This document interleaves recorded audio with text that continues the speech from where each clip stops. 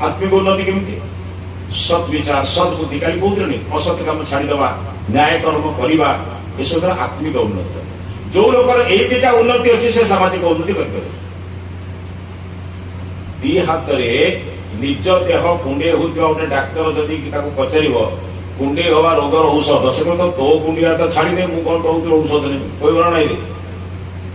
जे निज शरीर को ठीक कर अन्य को शरीर कथा कर डाक्तर परामर्श नब तुम तार कथा बोले प्रथम शारीरिक उन्नति आत्मिक उन्नति कले समाज उन्नति कर जे समाज उन्नति करने को जीव तार निजर विद्या बुद्धि भी थी दरकार न से मूर्ख को बोझे कौन हम मूर्खता बेसी बढ़ ना बुझ कि कौन करें समस्त सहित प्रीतिपूर्वक धर्मानुसार यथायोग्य व्यवहार करे ये बुझेले घंटाटे जीव ये सब नियम 10 नियम 10 घंटार पाठ मुझे तुमको संक्षेप कहूँ संक्षेप देख समस्त सहित प्रीतिपूर्वक धर्मानुसार यथायोग्य व्यवहार करला ये कष्ट जड़े तुमको गाड़ीदेला सहित कि प्रीतिपूर्वक व्यवहार कर तुमको जड़े गाड़ीदेला तुम सारा प्रीतिपूर्वक व्यवहार कर कथबार्ता भल कह ना भाई जहाँ कहलु कहलु भल है कहबू ना गाड़ी दो देख प्रीतिपूर्वक केम व्यवहार कर जड़े तुमको गाड़ी देला जो लोकटा तुमको गाड़ी देला से कौन गाड़ी दे से गाड़ी दौची तमें जेमिति अनुताप कर दुखित हम तार उद्देश्य कौन तुमको दुख दवा से गाड़ी दे अच्छा तुम्हें गाड़ीटा शुणला दुखित हल ताले जय कला किए हारला किए जितला किए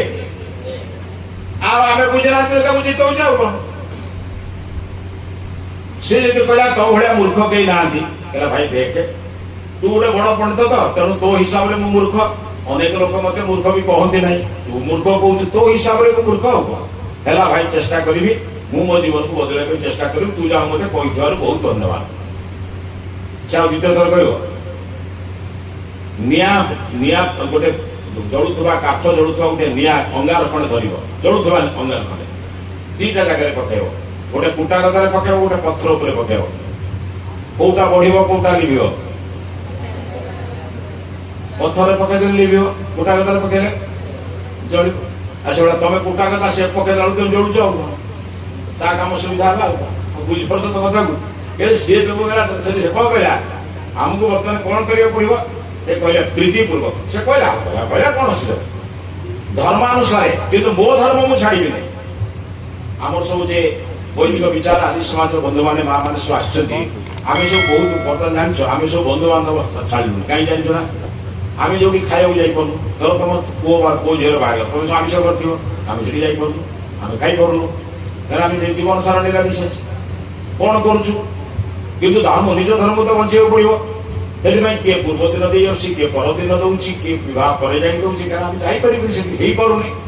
कि निज धर्म बचाई पड़ो ना नहीं बंधु भी बचो आम धर्म भी बचो से निज धर्म को सर्वदा बचाई रखा मो धर्म को बदल पारि ना कौन बुझ कि थे गोटे बहर कन्या पिताटी आसी आम सब बाटवरण हुए देख ना प्रथम बाटवरण तो पक्ष कथा आगे सब बाटू बरजात्री मान खाया पीवा दिखते गाँव गोटे जगह रखे सब बरजात्री आसवे खाया पीवा देवे सब खाई से प्रोसेसन कर हुए नहीं से जो खाया पीवा दे सारा झील बाप हाथ जोड़ी कहला जो समझी तार आसने समस्त कहला जो मैंने मद पीछे आम घर को दयाकोरी जीवे ये चेयर बेंच व्यवस्था कर दी रे फैन अच्छी सब बचे बसवे आम घर को जीवे खराब कारण भल कारण आपण मान भितर जदि कहीं मद पीते आम घर को जीवे ये रही आम खाद्य आणिकी ये देदेव से खाया पीवा व्यवस्था करदेव ये चेयर बेंच पकईचु कि आम घर को जीवे कौन बुझे कि घंटे पर देखला बेलू प्रसेसन आरंभ हो कहीं जाना से निजे बड़ मद पी से मदुआ जीवन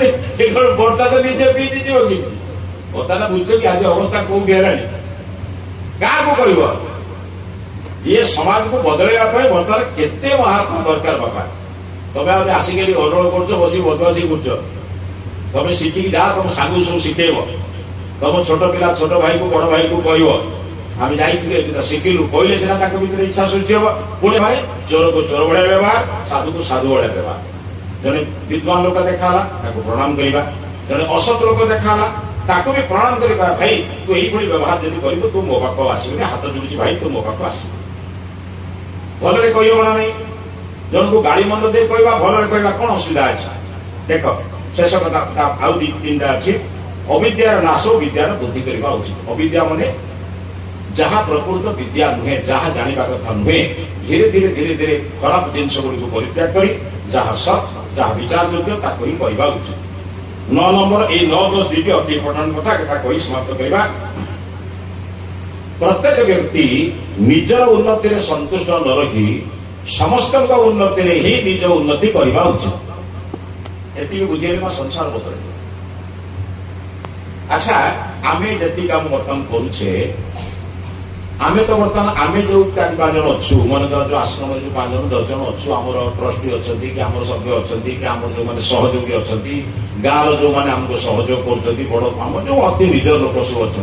से 10-20 लोक परिवार आम बसिक गोटे घर भितर बसिक कम कर ना ना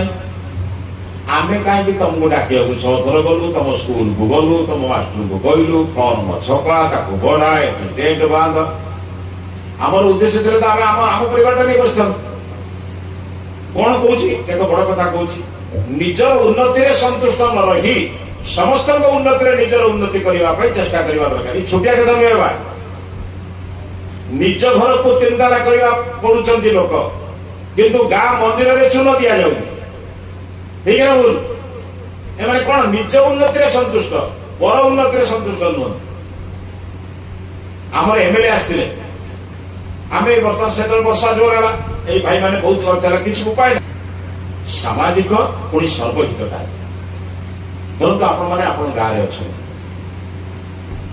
गाँव किसी लोक गंडगोल करदे पुलिस को पिटिले मारिले हैरान करे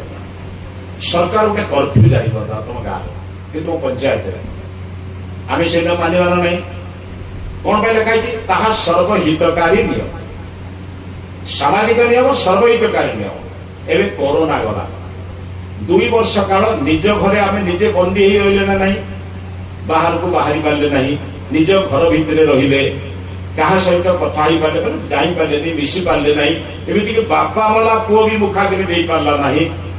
आम सब केते कष्ट किंतु एटा सामाजिक नियम सरकार नियम कले तुम मैंने कहीं बाहर को बाहर द्वारा देश रक्षा है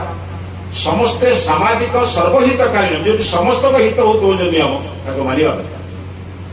किंतु कौन कहला ये नियम सत्य भी प्रत्येक हितकारी नियम पालन में स्वतंत्र रहिबे तुमको जोटा हित तुम से कथा मान से नियम हो पारे से नियम तार जहाँ करतु किंतु तमें तुम नियम स्वतंत्र रही बुझेगा देख गोटे उदाहरण देले बुझ आम शास्त्र कौन कर ब्राह्म मुहूर्त उठिक गाधे ब्राह्म मुहूर्त बोले सूर्योदय पूर्व 1 घंटा को ब्राह्म मुहूर्त कहती से समय उठब शଯ୍या त्याग कर ईश्वर को उपासना कर स्नान कर संध्या प्रार्थना कर सब कम सार कथा कहुई जड़े ईश्वर भूलिया डाक्तर मना कर तमें सूर्योदय सूर्यकिरण न आसवा पर्यंत गाधेब ना से नियम को मानिपर कथा बुझे आम यज्ञ करुँ जनकर आंठू धरती से बसी पार ना आम देखा न बसिले यज्ञ करवा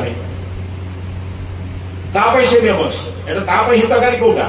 से चेयर में बस कि गोटे कौट उच्च आसन में बसिले यज्ञ कर बुझे आम घर समस्ते स्नान कले पूजा करेंगे कि गोटे रोगी टीए ज्वर में पड़ी सी बस ईश्वर उपासना करें से न गाधे ईश्वर उपासना कर कहीं गाधेले ज्वर बढ़ी ये सर्वहितकारी नियम को मानिबा किंतु जो नियमटा आम हितकर ताकू आम मानिबा सार नमस्कार रबवासी भल चाषी दिए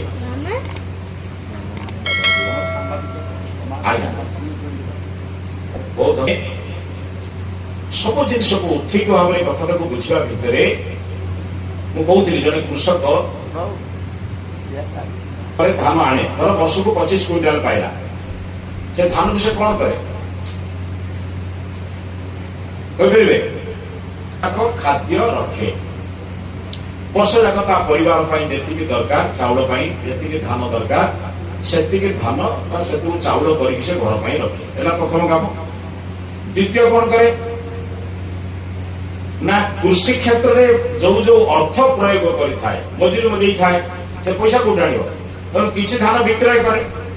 ବିକ୍ରୟ କଣ କରିବ? ସେଇ ପଇସାରେ କୃଷି କାର୍ଯ୍ୟରେ ଲାଗିଥିବା ଯୋଉ ମୂଲିଆ ମଜୁରୀ ପଇସା ଦେବା ପାଇଁ ତାକୁ ସୁବିଧା ହୁଏ। ବୁଝିଲା? କଣ ଭାଇଟା ହୁଏ ନା ନାଇଁ? ସବୁ କଣ ଭାଇମାନେ ପିଲାମାନେ ହୁଏ ନା ନାଇଁ ରେ? ତମେ ସବୁ ଚାଷ କରୁଥିବ। ଆଚ୍ଛା ତୃତୀୟ କଣ କରେ କିଏ କହିବ? କଣ କରିବା? ଏତେ ଛୋଟ କଥା କହିନା ତମ ମାଇକି ଦବ। ଘରେ ଲୋକ ବୁଝିବା ପାଇଁ ତମ କାନକୁ ଯିବାକୁ ପଡିବ। ବଡ କଥା ଆଜିକାଲି ସବୁ ମୋବାଇଲ ବ୍ୟବହାର କରି ଅଧା ମଝିରେ ତମେ ବର୍ତ୍ତମାନ ଆଉ ଟିକେ ନା ଆମେ ବିହନ ଦେଖ। ତମେ ଯୋଉମାନେ ବୟସ୍କ ଲୋକ ଏଠି ବସିଛ, ତମେ ବର୍ତ୍ତମାନ ଯାହା ବର୍ଷାକ ଜୀବନ ସାରା ବାକି ଭାଙ୍ଗି ଖାଇସାରିଲ ତମ ଜୀବନ ନା କଣ ଆଉ ଅଛି ନା? ବିକି ଭାଙ୍ଗି ଖାଇସାରିଲ ନା କଣ? ଦୁଃଖ ସୁଖ ଭଲ ମନ୍ଦ ହେଇକି ବର୍ତ୍ତମାନ କଣ ଖାଲି ଯିବା ପାଇଁ ଅପେକ୍ଷା ନା? ସାର୍ ହଉଛନ୍ତି ଅଭୟ ବିଶ୍ୱାଳ ଇଞ୍ଜିନିୟରିଂ କଣ ସଂସାର ପାଇଁ କିଛି କରୁଛ ନା ନାହିଁ? ଆଚ୍ଛା ତମେ ଗଲା ପରେ ତମ ପରିବାର ଏ କଥା ଚାଲିବ ତ? ବିହନ କାହିଁ? ଆମେ ଗଲା ପରେ ଆମ ପରିବାର ବର୍ଗ ବର୍ତ୍ତମାନ ବୈଦିକ ବିଚାରକୁ ଆଗକୁ ନେବେ ତ? ଧର୍ମକୁ ଆଗକୁ ନେବେ ତ? ନା ଧର୍ମ ଏଠି ସରିଗଲା? ତମେ ଯୋଉଦିନ ଯିବ ସେଦିନ ଧର୍ମ ସରିଯିବ। ଯଦି ତମ ପୁଅ ଝିଅ ଧର୍ମ କାମ ନ କରିବେ କଣ ହବ ଅବସ୍ଥା? ତମେ ଯୋଉଦିନ ଅନ୍ତେଷ୍ଟି ସେଦିନ ତମ ଧର୍ମର ଅନ୍ତେଷ୍ଟି। ସଂକ୍ରାନ୍ତି ଦିନ ତମ ବାପା ଖାଇବାକୁ ଦଉଥିଲେ 5 ଜଣ ଲୋକକୁ, ତମେ ମଧ୍ୟ 5 ଜଣ ବାପା ଦଉଥିଲେ ବୋଲି ବଞ୍ଚେଇକି ରଖିଛ।